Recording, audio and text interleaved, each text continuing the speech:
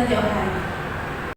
Baik, di sini ada fenomena pernikahan beda agama adalah hal yang lumrah yang terjadi di Indonesia hanya dengan dalih saling mencintai dan takut terjerumus dalam perzinahan. Akhirnya mereka memutuskan untuk menjalin kasih dengan melangsungkan pernikahan, walaupun tidak resmi atau ilegal, melalui lembaga tertentu, bukan melalui kantor urusan agama atau KUA, di bawah naungan Kementerian Agama sesuai dengan peraturan perundangan yang berlaku. Walaupun terkadang mereka harus melangsungkan pernikahan berdasarkan dua agama secara terpisah, yakni secara Islam dan non-Islam. Analisis yang terkait di sini, kasus pernikahan beda agama di Indonesia mencerminkan kompleksi budaya dan agama di negara ini. Faktor seperti cinta dan keinginan untuk menghindari perzinahan seiring menjadi dorongan utama di balik keputusan tersebut. Namun, ini juga menghadirkan tantangan hukum dan solusi terutama terkait dengan pengakuan resmi pernikahan oleh lembaga negara dan masyarakat.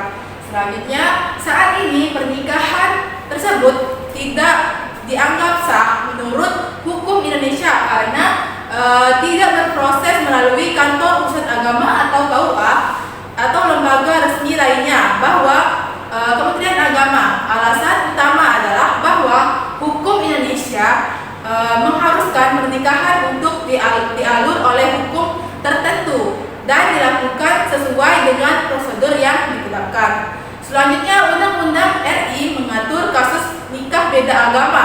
Peraturannya terutama Undang-Undang Nomor 1 Tahun 1974 tentang perkawinan. Undang-undang ini menyatakan bahwa perkawinan harus dilakukan menurut hukum agama dan kepercayaannya masing-masing pihak. Namun, hukum Islam memandang pernikahan beda agama dengan ketentuan yang lebih kompleks, di mana Islam biasanya mengharuskan pasangan untuk memilih keyakinan agama yang sama agar pernikahan dianggap sah menurut ajaran Islam.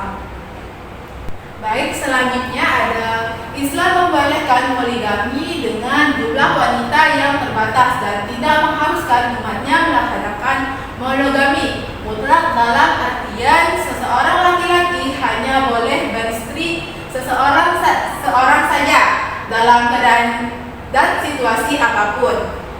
Poligami dilakukan sebagai jalan keluar untuk mengatasi penyaluran kebutuhan seks laki-laki supaya tidak bermaksiat atau zina yang dilarang Islam atau sebab lainnya, seperti mengurusi bidang usaha tertentu sehingga membutuhkan istri lebih dari seorang istri.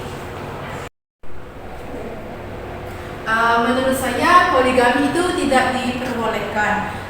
Adapun beberapa ulama percaya bahwa poligami adalah sah dalam Islam karena ada beberapa ayat dalam Al-Quran yang mengizinkan laki-laki untuk memiliki lebih dari satu istri. Ayat-ayat ini termasuk surah An-Nisa ayat 3 yang berbunyi, An-Nisa ayat 3 yang berbunyi, A'udzubillahiminasyaitonirrajim, Bismillahirrahmanirrahim, wa in khiftum alla tuqsitu fil yatama fankihu ma balakum minan nisa limasna wa sulasa wa ruba fa in khiftum alla ta'dilu fawahidatan aw ma malakat aymanukum dzalika adna alla ta'ulu, yang artinya jika kamu khawatir tidak akan mampu berlaku adil terhadap hak-hak perempuan yatim, bila kamu menikahinya, nikahlah perempuan lain yang kamu senangi, 2, 3, atau 4. Akan tetapi mampu berlaku adil, atau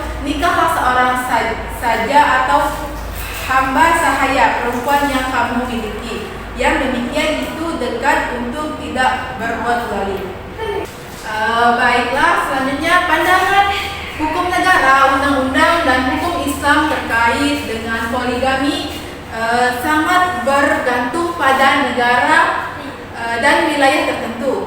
Di beberapa negara poligami ilegal dan dilarang oleh undang-undang, Sedangkan di negara lain mungkin sah dan diizinkan oleh hukum Islam. Misalnya di Indonesia poligami ilegal dan dilarang oleh undang-undang. Sedangkan di beberapa negara seperti Arab Saudi dan Uni Arab poligami sah dan diizinkan oleh hukum Islam.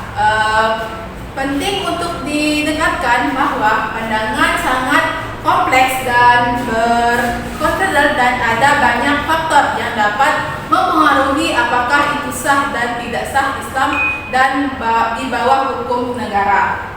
Baik, selanjutnya tentang aborsi. Aborsi merupakan fenomena yang terjadi di lingkungan masyarakat sekarang dengan beragam alasan. Umumnya, aborsi dilakukan kalangan anak-anak muda yang kehamilannya tidak dikehendaki, yang tidak melalui ikatan pernikahan yang sah. Adapun juga bisa dilakukan oleh pasangan suami istri yang sah dengan sebab terdesak atau darurat. Pandangan saya tentang aborsi adalah bahwa itu masalah yang sangat kompleks dan kontroversial, dan berbagai pandangan yang berbeda tentang itu, termasuk dari para ulama. Beberapa ulama percaya bahwa sah atau melanggar hukum-hukum agama, percaya bahwa ada situasi di mana itu dapat diperbolehkan. Pandangan para ulama tentang aborsi sangat bergantung pada alasan dan baliknya dan pada konteks budaya dan solusi di mana itu terjadi.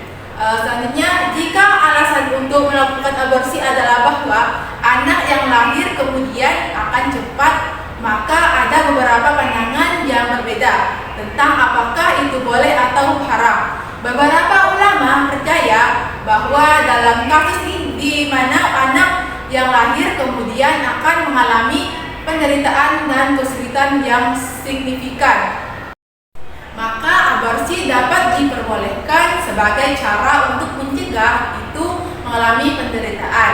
Namun yang lain percaya bahwa kehidupan anak cacat masih berbahaya dan bahwa aborsi tidak boleh diperbolehkan kecuali dalam kasus di mana kehamilan mengancam kehidupan ibu. Solusi terbaik dari tindakan aborsi adalah untuk mencari bantuan dan dukungan para ahli, termasuk dokter, konselor, dan pendidik spiritual. Mereka dapat membantu seseorang untuk mengevaluasi alasan dibalik untuk melakukan aborsi dan untuk menemukan cara-cara lain untuk mengalami masalah mendasarnya. Mereka juga dapat memberikan informasi tentang opsi lain seperti perawatan kehamilan dan dapat membantu seseorang untuk membuat keputusan yang tepat untuk mereka. Baiklah, itu saja pembahasan materi yang bisa saya sampaikan. Saya akhiri. Wassalamualaikum warahmatullahi wabarakatuh.